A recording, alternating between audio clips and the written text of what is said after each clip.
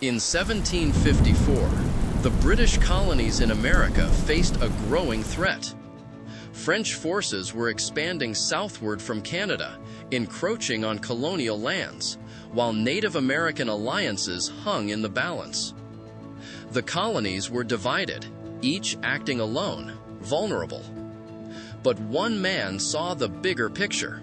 His name was Benjamin Franklin, and in that pivotal year, he planted the seed of something revolutionary, the idea of union. Franklin was already one of America's most famous and beloved figures. Born in Boston, he ran away from home as a 17-year-old apprentice printer in 1723. With just a few shillings in his pocket, he arrived in Philadelphia. Within 6 years, he owned his own newspaper and print shop. He published the witty and wise Poor Richard's Almanac and ran the Pennsylvania Gazette.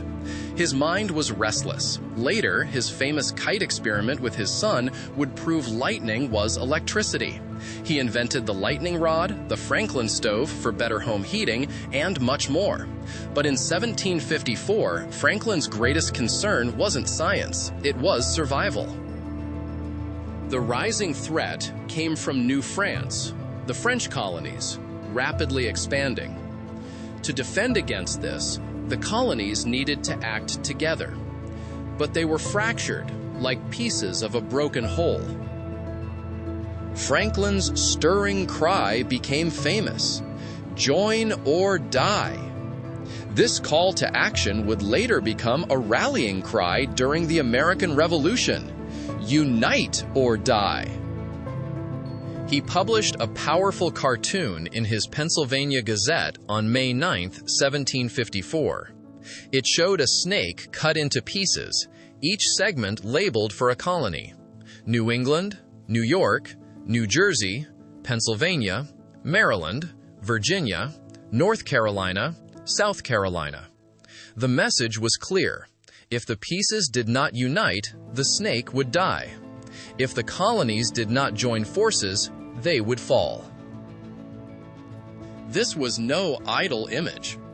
It was a plea for mutual protection amid the gathering storm of what would become the French and Indian War.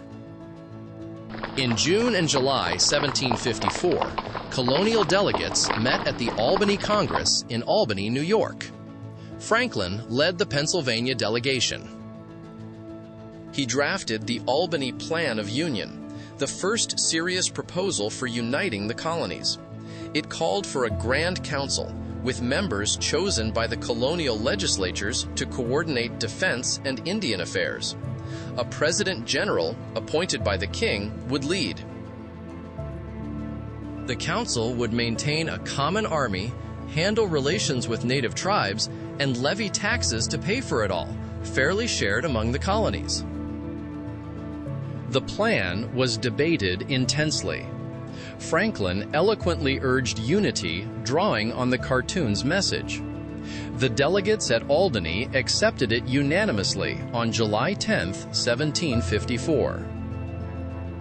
It proposed a unified colonial government for common defense, while each colony kept its own laws and constitution in most matters. For the first time, the idea of the colonies as a collective whole was seriously on the table. Yet, the plan failed to take root. The individual colonies rejected it, unwilling to give up power. The British King and Parliament also turned it down. Too much independence for the colonies, too much royal control for the assemblies. No colony ratified it. The war would be fought without this union. But the seed was planted. Franklin later reflected that the plan struck a true medium, neither too democratic nor too monarchical. It foreshadowed greater things. Decades later, when the colonies fought for independence, the lessons of 1754 echoed in the Articles of Confederation and the U.S. Constitution. The idea of union, born in Franklin's mind and the Albany meeting, would one day forge a nation. Benjamin Franklin's cry still resonates: "Unite or die." The idea of American Union began here in 1754. If you enjoyed this chapter in our journey through American history, hit like, subscribe, and turn on notifications for the next key moment. Thanks for watching. History isn't just the past, it's the foundation of today.